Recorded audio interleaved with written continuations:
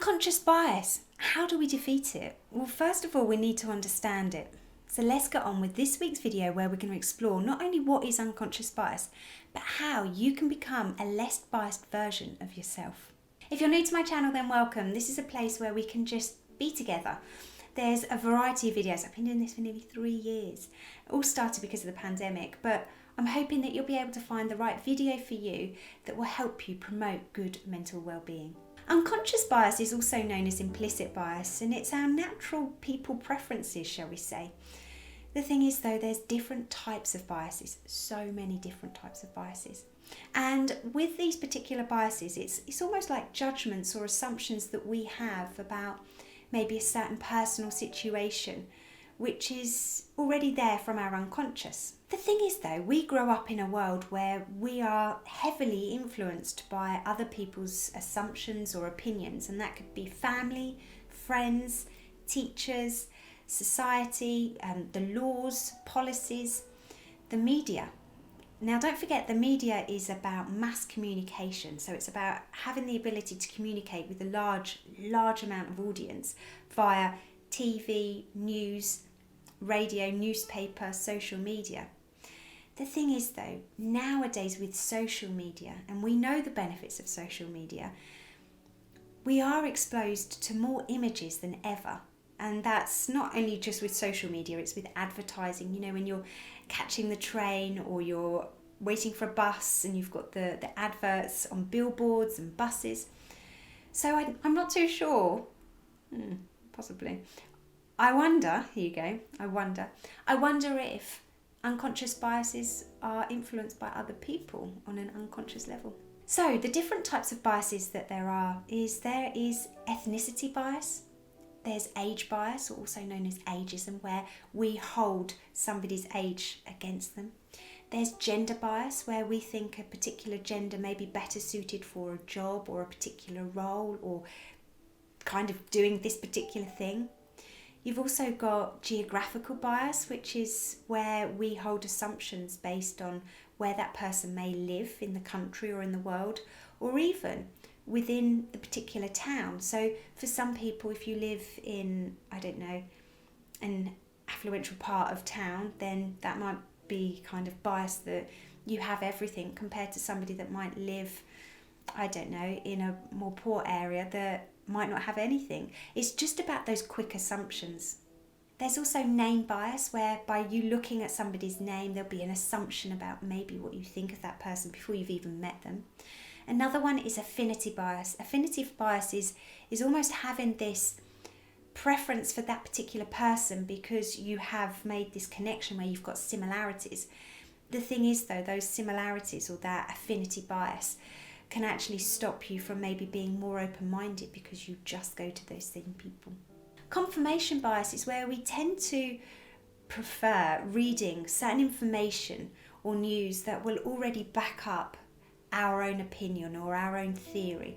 Therefore, it's quite hard to sometimes listen to other people's opinions when all we want to do is listen or seek out the information that reconfirms that what we believe is already right. There's just a few biases for you, but there are plenty more. And if you don't believe me, then most definitely look it up. There's the halo bias, there's the horn bias, there's so many different types, but I just wanted to capture the most important ones for you.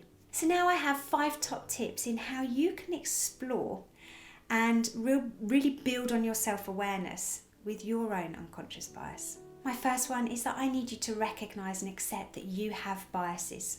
Now, if you're like me, certainly before I committed to doing this webinar for National Education Group, which is for teachers and support staff, I thought to myself, I don't have that many. I have loads. And an example of that is I come from Essex, which is the outskirts of London. And I used to be, don't get me wrong, still nowadays, and I'm so embarrassed to say that I'm from Essex because of the assumptions and the unconscious bias that goes with it. So yeah, I couldn't believe it.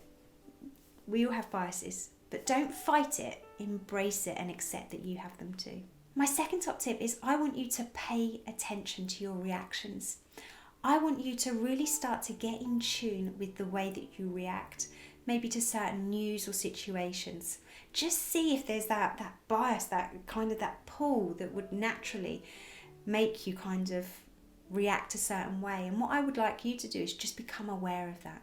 My third top tip is I want you to be mindful of your media consumption.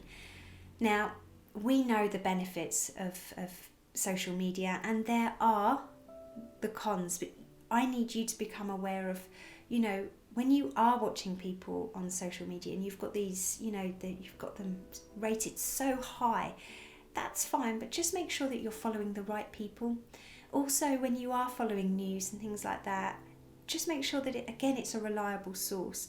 Just build on your self-awareness of what media you are exposed to. My fourth top tip is I want you to put yourself in somebody else's shoes, also known as empathy. I really want you to have an understanding of when you're making these quick snap assumptions about a place, a situation or a person. I just want you to recognise, actually, hang on a minute, how must that be for that particular person, and really try and tap into that, to that empathy, because it's so important. And my last top tip is I really want you to build your emotional intelligence. I really want you to build having this level of understanding about your emotions and what they mean to you, because by building on the version that you have of yourself, which is already awesome, but by building on that version, by kind of tuning into your emotions, will just allow you to become more emotionally intelligent.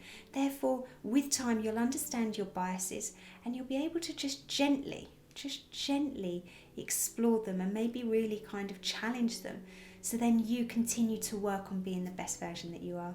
So there you have it. There's just some ideas about trying to get you to understand what is unconscious bias, the different types of biases out there, but about you taking responsibility in order to kind of just become more aware of them. Anyway, stay awesome, and I look forward to seeing you next week. See you later, everybody. Bye.